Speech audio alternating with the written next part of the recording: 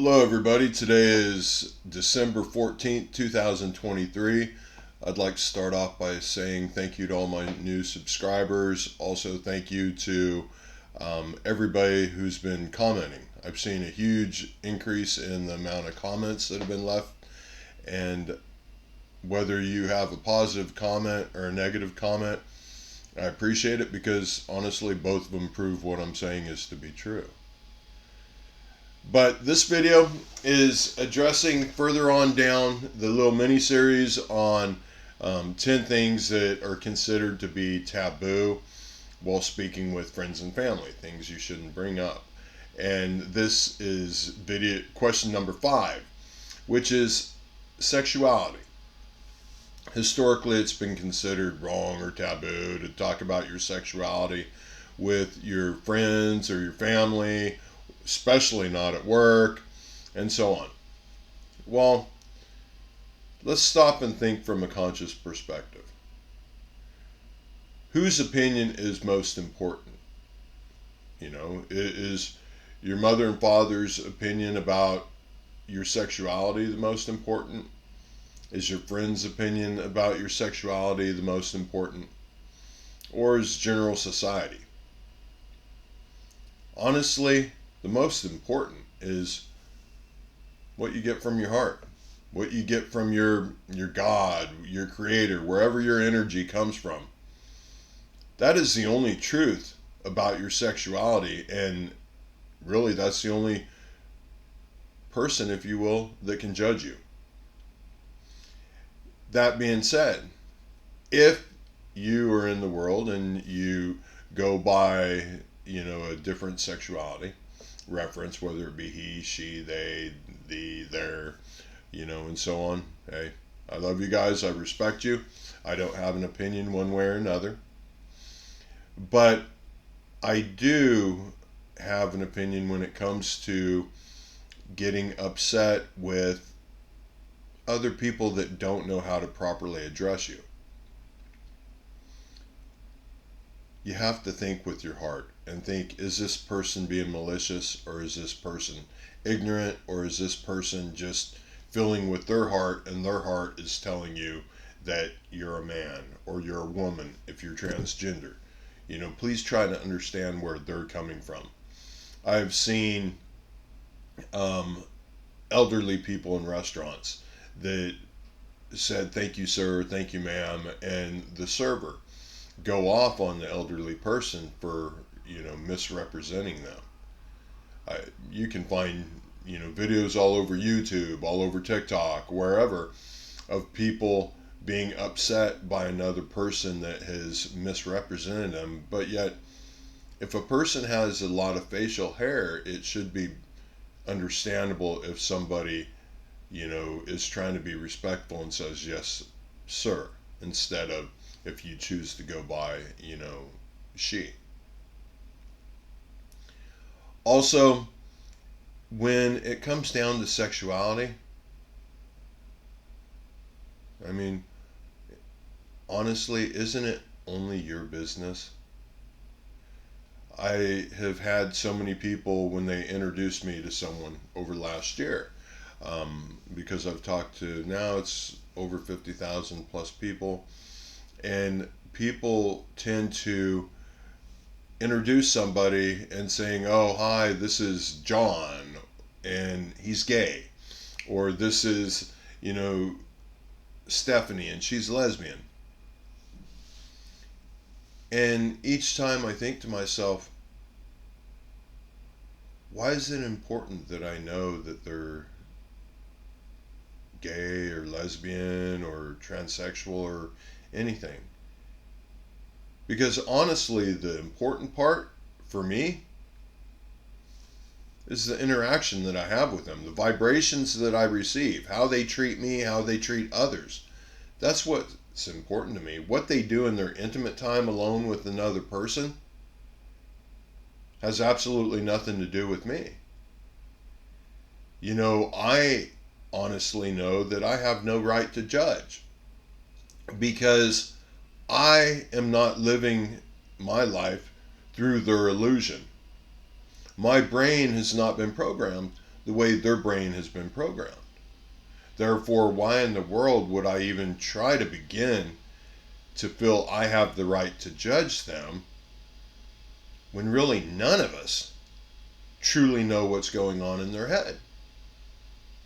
And the truth is, none of us really know what's going on in our own head until we gain our consciousness, until we get centered, and so on. So I ask those of you in the world that feel it's okay to judge a person's sexuality based off religion, please stop and think of the saying, thou shalt love thy neighbor like thyself. Thou shalt not judge. Do you think this is only applying during certain circumstances? Do you feel that you have the right to judge people on their own personal business because the Lord said to? Or your religion said to? There is only one truth in this world. And the truth comes from you and your Creator, whatever that is. And it's all positive. If you're judging somebody, that is actually negative. We know none of us have a right to judge somebody else. That doesn't mean you have to condone their actions, but you should not be judging them. For example, those of you who have been following me, if you notice that my voice has changed a little bit, or I might have the slightest bit of lisp, well, it's because I recently have done things to improve the appearance of my teeth. Not because I'm insecure, but merely because I know that majority of the people that are still in their illusion and are not conscious judge a person dramatically by their appearance, and especially by the quality of their teeth. Most of our brains don't even realize that we're doing it. I ask you to stop, in the next day and just consciously think about how much you judge other people. What they're wearing, whether their clothes are dirty, whether their hands are dirty, whether or not they're, transgender, whether or not they're homosexual, any of it, whether or not they're Jewish, whether or not they're Palestinian, whether or not they're a Trump supporter, and so on. And then ask yourself, what gives you the right to judge them? Unless you are the most righteous person on earth, you have no right to judge. You cannot tell me and prove to me through your Bibles that you have the right to judge other people. Because if you were that amazing that you know all the truths, you wouldn't judge people. You would view people that make choices differently than you do as people that are less conscious. Not as that they're less than you. They're just not as awake. Similar to, you wouldn't judge a newborn baby for their actions because they haven't learned yet. They haven't become conscious enough yet. Now, don't interpret what I just said as people who are, different than you as me saying they're like a baby. Within your illusion, that is a positive way of viewing it, is that they're not as conscious. But in the truth of reality, obviously they're just as awake as you are, if you're even having to contemplate whether or not you have the right to judge. All right, now let's get on to number 6, death. They say that you shouldn't talk, about death and your feelings about death and so on, especially, say, with your parents who are older than you. Well, I worked for approximately 2 years as a mortician. And during that time, there was an incident where the woman that I was with, for a weekend, she had my three daughters and I go stay in the funeral home because she had something that she felt was more important that she wanted to do within the house. I tried to make the best of it. Fortunately, the job that I had within the funeral home gave me a apartment that was right on the other side of the wall of the embalming room. And it happened to be on a busy weekend, so we had quite a few people that were deceased. Now, instead of allowing my three daughters to be scared, have nightmares, make it a horrible experience, I explained everything to them from a scientific perspective, from a loving perspective, from a respectful position, illusion. And I let them understand that there's no reason to be scared of death. Every one of us will die eventually. Well, depending on your beliefs. And I just allowed them to be present. I didn't try to influence them one direction or another, whether or not that person, was going to heaven or hell. Because by all means, even back then when I wasn't fully conscious, I knew that wasn't my place to say. But the 3-day weekend that we ended up spending in the funeral home, sleeping right on the other side of the wall of deceased, there was not a single nightmare. There was not a single being scared when the lights turned out. Nobody was scared. Because one thing the girls realized was in a funeral home, you don't need to be scared of the deceased. They're gone. Their energy has left their body. Nothing is left other than a decomposing corpse. You might need to be scared of who might want to break into a funeral home at night, but there's no reason to be scared of the deceased. Does that make sense? So I ask you, why wouldn't you want to talk to your family about death, especially if your mother and father are getting close to dying? A couple years ago, my mother passed away. And her and I had kind of a strained relationship. I was always within her life, and she was within mine, but we never really saw eye to eye. Part of it was my fault, part of it was her fault. But one thing I did, and I made sure, one for myself, but also for her, was I was the person that held her as she passed. I'd put my father, to bed. I knew it was coming. But I did not want her to go through the transition feeling as if nobody was there with her. And I knew that being her son, being in essence the only child because my elder sister had disowned the whole family way back, years and years ago, and hadn't had anything to do with the family. The last thing in this world I wanted to do out of my selfishness, out of feeling sorry for myself, was let her transition feeling lonely or guilt. So I held my mother. I actually, held my hand on the side of her face as she was taking her last breath. And I watched, her body transition. I felt her heartbeat slow down and stop.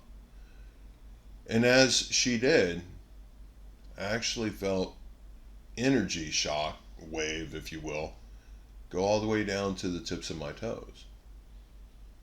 But before she passed, I asked her, Mom, of all the things in your life, in this existence, what has been the most important thing that you've experienced? In the best of my recollection, she said, I really loved it when people admired the artwork I did. When I heard that initially, I thought, wow, that's the best, of everything. But when I look back on it, now being fully conscious and now letting go of all the negativity within my brain, if you will, I see that that was the only way she could express herself. And that was the only time she heard other people giving her love, was when they complimented the art pieces she did. Now, would you not want to know a family member or friend the best you possibly could before they pass? We all know that it could happen at any second. Those of us that are at least mildly conscious realize that time is speeding up when it comes to that. The current state of the world is not good. I mean, I was in Ukraine almost 2 years ago now, and trust me, how quickly I saw life pass, it really makes you wake up. It really makes you realize what's important in your existence. And nobody else in the world can tell you that.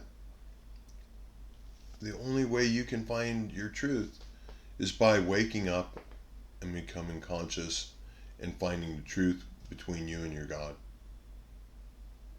So, please, if somebody else has issue talking about death, then empathize with them. Realize that they're hurting. They're scared. And if they're scared to talk about death, then is that not the time that they need love, and they need to hear the positivity, and they need to hear all the positive things of their existence and all the positive things that they can find before the end of their existence? I believe so. But it's your choice to decide what you believe. Let's see, number 7, appearance. I remember my youngest daughter at one point, I said something to the effect of, Bridge, do you really think you should be wearing that? Or something like that. And she looked at me and she said, Dad, why do you feel you have the right to comment on my appearance? And that stuck with me. And raising 3 daughters basically by myself without healthy interaction from their mothers, and getting custody and having the mother of my youngest be an attorney, at all times I had to be very conscientious of what I was saying and very cautious of how I put it.